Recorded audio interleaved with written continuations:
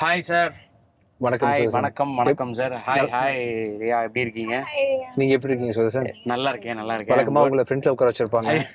ஒரு ஹீரோயினுக்கு ஆசைப்பட்டு நான் வந்து பேக்ல தள்ளிட்டேன் அவங்கள. ஐயோ, அதெல்லாம் ஒன்றும் பிரச்சனை சார். நமக்கு இந்த அப்படி இன்டர்வியூ நினைச்சு சிறப்பாக அப்படி முடியும். தப்பா நினைச்சீங்களா என்ன? ஐயோ, நான் உங்க நினைப்பேனா? சரி, ஓகே. நம்ம ஒவ்வொரு தடவையும் சந்திக்கும் போதும் சரி நமக்கு உங்க எல்லாரும் எல்லா ஆங்கர்ஸுமே உங்களை பார்த்து சொல்றதுதான். சரி சரி ஒரு பயங்கரமான ஒரு பாசிட்டிவிட்டி கிடைக்கும் நீங்க சரி. சொல்ற விஷயங்கள்ல இருந்து அப்படின்றது எல்லாரும் உங்கள்கிட்ட சொன்னதுதான் நானும் சொல்றேன். தேங்க்யூ. ஸோ அந்த பாசிட்டிவிட்டியோட ஸ்டார்ட் பண்ணலாம். சரி. டைட்டில் இருந்து போகலாம் சார். இப்படி ஒரு டைட்டில் ஒரு படம் அப்படின்னு சொல்லி உங்கள்கிட்ட தனா சார் வந்து நரேட் பண்ணும்போது ம். எவ்வளவு அட்ராக்டிவா இருந்தது டைட்டில். அதுக்கப்புறம் கதை பத்தி பேசலாம். கதை கதை தான் அட்ராக்டிவா இருந்துச்சு எனக்கு ஆக்சுவலா. எனக்கு ஓகே. வானம் கொட்டட்டும் அப்படின்ற படம் வந்து நான் ரொம்ப கம்மியா தான் படம் பார்ப்பேன். இந்த படத்தை ஏன் பார்த்தேன்னா மணி சாரே ப்ரொடியூஸ் பண்ணியிருக்காரு. வழக்கமா வந்து மெட்ராஸ் டாக்கீஸ்ன்ற கம்பெனி சாருக்கு மட்டும் தான் ப்ரொடியூஸ் பண்ணும் படம். ஓகே. அவர் எப்படி வந்து தனக் பண்ணாரு, என்ன கனெக்ஷன் அப்படின்னு சொல்லி பார்த்து ஆச்சரியப்பட்டு அதுக்காகவே இந்த படம் பார்த்தேன். ஓகே. படம் பார்க்கும்போது கேமரா ஃப்ரேம் அதோட குவாலிட்டி எல்லாமே ரொம்ப அருமையா இருந்துச்சு. ஓகே. இப்போ சொன்னாப்புல நான் அட்வான்ஸ் வாங்கி இந்த ப்ரொடியூசர் ராஜா சாருமே வந்து இந்த டைரக்டரோட பேர் கதை கேட்டு பாக்குறீங்களா சார் சொல்லி சொன்னாப்புல. ஓகே. Okay sir. கண்டிப்பா பண்ணலாம் சார் சொல்லிட்டு உடனே கூப்பிட்டு கேட்டேன். கேட்ட உடனே நடிச்சு கதை சொன்னாரு. இப்போ இன்டர்வியூஸ்ல சீரியஸா பேசுறாரு இல்லையா? ஆமா. பயங்கரமா ரொமான்டிக் சீன்ஸ் எல்லாம் வரும்போது நடிச்சு ரொமான்டிக் சீன்ஸ் வரும்போது ஆமா ஓப்பனிங் சீன்லயே சார் அப்படி எனக்கு ரொம்ப என்னப்பா இது நீங்க மாதவனுக்கு சொல்ற சீன் போய் என்கிட்ட சொல்றீங்களேன்னு வச்சுட்டு இருந்தேன் ஆக்சுவலா. அப்படிதான் இருந்துச்சு சில சீன்ஸ் எல்லாம். சரி சரி சரி நம்ம ரிஸ்க் எடுத்து பாத்துடலாமான்னு சொல்லிட்டு ஒரு டவுட்ல சரி நம்ம அவரு மேல நம்பிக்கை இருந்துச்சு. அவர் ஏதாவது பண்ணிடுவாருன்னு தெரியும் எனக்கு. ஓகே. சரின்னு ஒத்துக்கிட்டு இறங்கி ஓகே. நல்லா ஃபர்ஸ்ட் ஆஃப் ஃபுல்லாவே நிறைய குட்டி குட்டியா நான் இது வரைக்கும் பண்ணாத சின்ன விஷயங்கள் சில. Super sir. பெரிய சேலஞ்சிங்லாம் சொல்ல முடியாது. லவ்ல என்ன சேலஞ்ச் இருக்கு? கரெக்ட். ஒன்றும் கிடையாது. ஆனா இது வரைக்கும் பண்ணாதது. அது மாதிரி கொஞ்சம் துடிப்பா பேசி ரொம்ப சட்டலா பேசுவேன் இல்லையா? ஆமா சார். கொஞ்சம் இந்த மாதிரி ஸ்டைல்ல பேசி லவுடா பேசிருக்கீங்க. கொஞ்சம் லவுடா பேசியிருக்கேன். சூப்பர். ஓகே. உங்க கேரக்டர் என்ன படத்துல எப்படி நரேட் பண்ணாங்க? ஏன்னா சார் சொன்னா ரொமான்டிக் சீன்ஸ் எல்லாம் சூப்பரா நரேட் பண்ணேன், அவரே நடிச்சு காமிச்சு அப்படிலாம் சொன்னாரே. இல்ல நம்ம ரொமான்ஸ் பண்ண விலைக்கு ஓடுவான். வெரி ரொமான்டிக் கேரக்டர் எனக்கு. ஓகே. என்னோட கேரக்டர் வெரி ரொமான்டிக். நீங்க வந்து விலைக்கு ஓடுறீங்க. இல்ல நம்ம ஆசைப்பட்டு பக்கத்துல போவோம். அவங்க வந்து விட்டு ஓடுவாங்க. நம்ம திருப்பி பின்னாடி போவோம். வழக்கமா பண்ணுவோம் இல்லையா? அத படத்துல பண்ணிருப்பாங்க. சேஸ் பண்ணனும். To love of your life you have to chase பண்ணணுமா சார்? ஏன் அப்படியே எல்லா டைமும் அந்த மாதிரி பண்ண விடுறீங்க பசங்களை? நான்கள் சார்பா கேக்குறேன் அந்த கேள்வி. You don't get trust easily, right? Chase ரெகுலரா பண்ணா ட்ரஸ்ட் பண்ணுவீங்களா நீங்க? No, not me, the character. I'm just generally talking about everything. Generally, no, not necessarily. Yeah. சரி, அப்படி சேஸ் பண்ணி லவ் பண்ண வச்சிருக்காரு படத்துல. தம்பி நீங்க மேரிடாப்பா? ஆமா சார். சேஸ் பண்ண மாதிரி தானா? சேசிங்கும் உண்டு, ஆனா ரொம்ப ஆக்ரோஷமான சேஸ் எல்லாம் இல்ல. அந்த அளவுக்கு லைட்டா ஸ்மூத்தா முடிஞ்சு. அப்ப அந்த அளவுக்கு பவர்ஃபுல் நீங்க இல்லையா? தம்பி ரெண்டரை படத்துக்கு இன்டர்வியூ எடுக்க வந்து இல்லப்பா, நானும் வந்து உலகத்தை தெரிஞ்சுக்கணும் இல்லையா? எவ்வளவு நாளதான் நான் வந்து வெள்ளந்தியா இருக்கிறது. சொல்லுங்க சார், என்ன சார் தெரிஞ்சுக்கணும்? சும்மா நீங்க பவர்ஃபுல்லான ஆளு தெரிஞ்சுக்கிட்டேன். நீங்க வந்து ரொம்ப சேஸ் பண்ணாமலே வந்து நீங்க மேரேஜ் பண்ணிட்டீங்க, லைட்டா அப்ரோச் பண்ணிருக்கீங்க, ஓகேங்கட்டாங்க. எல்லா பசங்களுக்கும் இந்த கொடுப்பனை கிடைக்காது. அது உண்மைதான் சார். நீங்க பவர்ஃபுல் மேன் சுதர்சன் இல்லையா உங்க பேரு? ஆமா sir. Sudarshan is a powerful person. Correct sir. Attractive, powerful, young champ Sudarshan. ஆமா சார், யங் சாம்ப் அதானே sir? Young champ. Okay sir. Yes பா. சார், இப்போ ஒவ்வொரு படம் ஷூட்டிங் பண்ணும்போதுமே வந்து எந்த போர்ஷன் எடுக்கும்போது வந்து உங்களுக்கு ரொம்ப எக்ஸைட்மெண்ட்டா இருக்கும், எந்த போர்ஷன் எடுக்கும்போது வந்து ரொம்ப நர்வஸா இருக்கும்? ரெண்டு பேருக்குமான கேள்வி.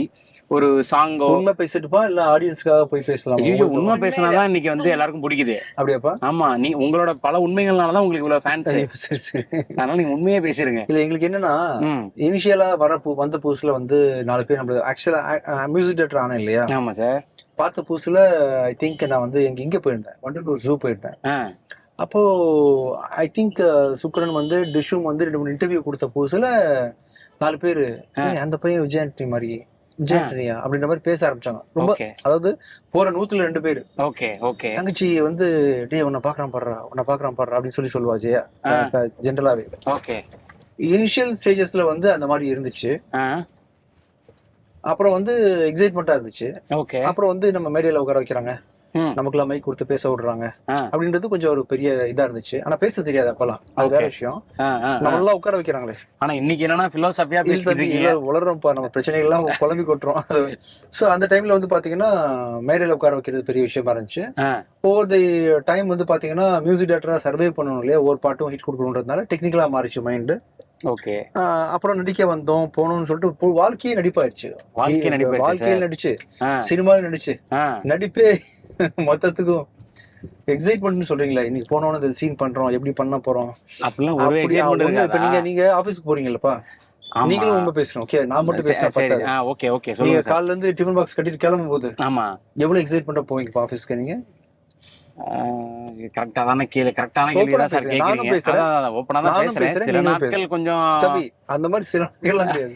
நம்ம சரிடா சண்டே முடிஞ்சது, மண்டே ஆயிடுச்சு, சரி போக வேண்டியதானே அப்படிதான் போறோம். அங்க போகும்போது நீங்க சில சமயம் இந்த மாதிரி ஜாலியா பேச வாய்ப்புகள் கிடைக்கும். ஓகே. இந்த மாதிரி சம்டைம்ஸ் உங்க வேலையில ஒரு ஹாஃப் அன் ஹவரோ 1 ஹவரோ இல்ல ஹாஃப் டேயோ ஓகே சார் உங்களுக்கு ஜாலியான மொமெண்ட் இருக்கும். ஒரு பாதி நாள் ஸ்ட்ரெஸ் இருக்கும். ஸ்ட்ரெஸ் இல்ல, அது வேலை. அது ஸ்ட்ரெஸ்ன்னு சொல்லிக்கிறதுக்கு ஒண்ணும் இல்ல, போகும் அந்த வேலை. நீங்க அது சாதாரணமா போகுன்றதுனால அது நீங்க சரியா செய்யலன்ற அர்த்தம் கிடையாது. சரி சார். பிடித்தாலும் பிடிக்காட்டாலும் சுதர்சன் நேர்மையா வேலை செய்வார்ன்றதுதான் வரலாறு சொல்லுது. கரெக்ட். ஓகேவா? அந்த மாதிரிதான் நானும் என் வேலையை வந்து எக்ஸைட்மெண்டா பண்றேன், கம்மியா பண்றேன்லாம் இல்ல, வேலையை சின்சியரா பண்ணி முடிச்சிருவேன். அதுல சில மொமெண்ட் வந்து நமக்கு பண்ணியா இந்த இன்டர்வியூ நல்லா இருக்கணும். ஓகே. இந்த இன்டர்வியூவை சாதாரணமா கொடுத்தா சாதாரணமா போயிடும். இதை நம்ம ஜாலியா சுதர்சனோட சேட் பண்ணிட்டு அவரோட தக் லைஃப் பத்தி தெரிஞ்சுக்கிட்டு அப்படியே ஃபன் பண்ணிட்டு போனா நல்லா இருக்கும் இல்லையா? கரெக்ட். அது மாதிரி நம்ம வேலையில ஃபன் பண்ணிக்கிட்டு இப்ப ஃபன் பண்ற மாதிரி வேலையில அப்பப்போ லைட்டா ஃபன் பண்ணிட்டு போறோமே தவிர அது வந்து இன்னொரு ஜாப் தான்ப்பா. இப்ப எல்லாருக்கும் வேலைன்னா என்னவோ அந்த மாதிரி ஒரு வேலை தான் எங்களுக்கு நடிப்போம். நாங்க ஒரே இடத்துக்கு ஆபீஸ் போறோம், நீங்க வெவ்வேறு இடத்துக்கு ஆபீஸா போறீங்க. நீங்களா பரவாயில்ல, இங்க ஜம்முன்னு பக்கத்துல போயிடுறீங்க.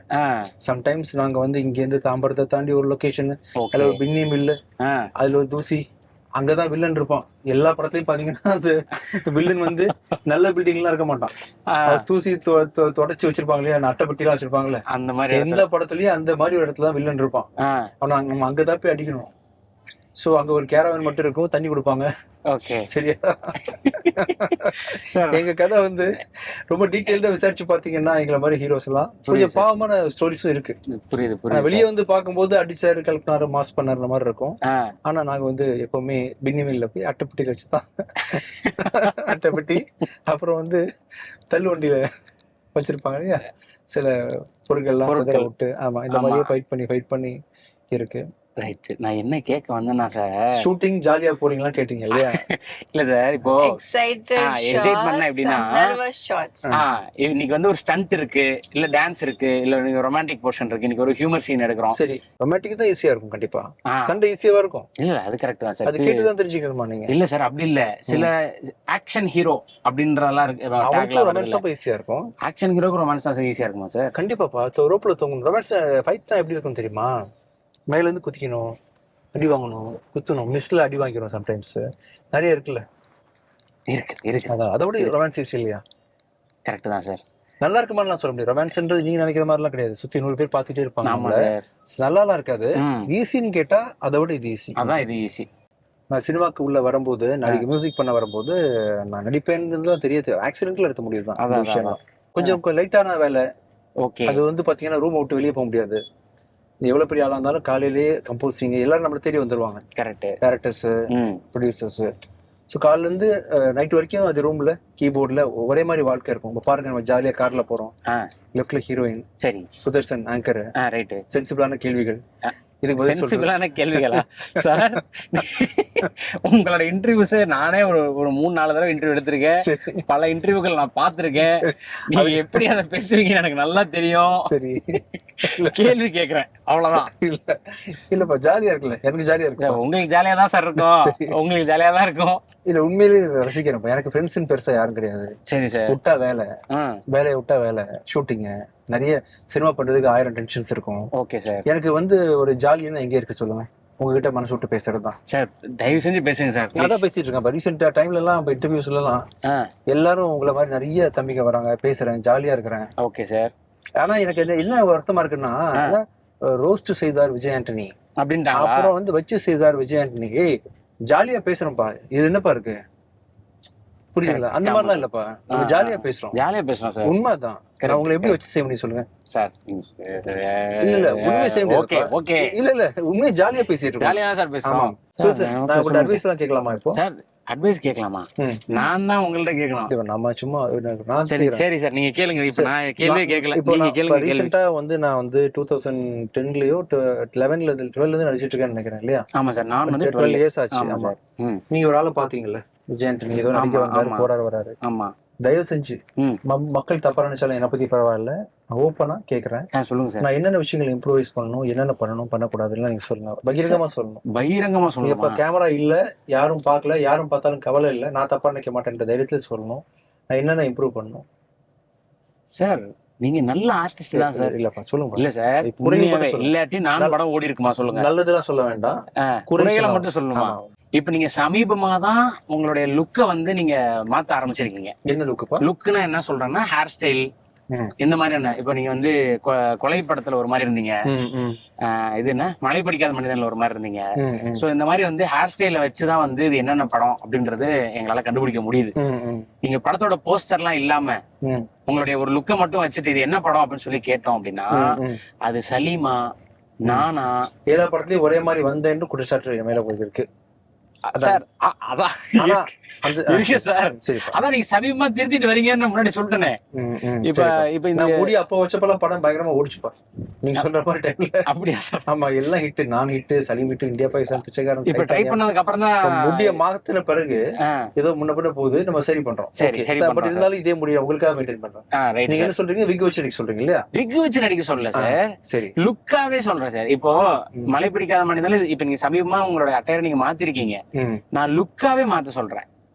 காஸ்டியூம்ஸ் மாத்தணும், அந்த அட்டையர்ல ஒரு இப்போ வந்து பப்ளியா வரணும் இல்லையா? அப்படி இல்ல சார், இப்போ நீங்க வந்து ஒரு போஸ்டர் படத்தோட பேர்ல இல்லாம ஒரு உங்க முகத்தை மட்டும் வச்சே இது இந்த படம் அப்படின்னு கண்டுபிடிக்கணும். சரிப்பா, டன்ப்பா. அப்படி சார். சரிப்பா, நான் ஒரு படத்துல இங்க ஒரு மச்சான் வச்சுக்கிறேன், லெஃப்ட்ல மச்சான் வச்சா நியாயமா கேக்குறீங்க, நான் நியாயமா பதில் சொல்றேன். சரி ஓகேப்பா. சரி, நான் வந்து மேக்கப்ல வித்தியாசம் பண்றேன். ஆமா சார். இப்ப அடுத்தது லியோ ஜான் பால் டைரக்ஷன்ல ஒரு படம் ரிலீஸ் பண்றோம். அந்த படத்துல பாத்தீங்கன்னா ஒரு பக்கம் முகமே கருகி இருக்கும் ஆக்சுவலா. ஓஹோ, அந்த மாதிரி ஒரு லுக்ல ஒரு படம் பண்றேன். அருண் பிரபு டைரக்ஷன்ல ஒரு படம் பண்றேன். அதுக்கு வந்து மீச வச்சிருக்கேன். ரீசெண்டா எப்பவுமே தாடியில பாத்திருப்பீங்களா நீங்க ஆக்சுவலா? இப்போ வந்து மீச மட்டும் வச்சு இப்போ கொஞ்சம் வளர்ந்துருக்கு. வேற வந்து தமிழரசன் லுக்ல இருக்கீங்க கரெக்ட்டா? ஆமா தம்பி. சார் என்ன நம்ப மாட்டேன்றீங்களா சார்? சரி சரி சரி, ஓகேப்பா ஓகேப்பா, டன். நான் பார்த்தேனே சொல்றேன் நானு. ஆமா ஆமா. சோ அந்த மாதிரி அது ஒரு விஷயம். இன்னொன்னு, நீங்க வந்து ஜாலியா டான்ஸ் ஆனீங்கன்னா வைங்க சார், சூப்பரா இருக்கும். பண்றேன். ஏன் அதை நான் சொல்றேன்னா சார், நீங்க வெளிப்படையா கேட்கறனால வெளிப்படையா சொல்றேன், நீங்க தான் தப்பா நினைச்ச கூடாது. சிச்சி, நான் தான் வாய் கொடுத்து வாங்குறேன். சொல்லுங்கப்பா. இல்ல சார், நீங்க வந்து ரொம்ப ஜாலியான பர்சன்.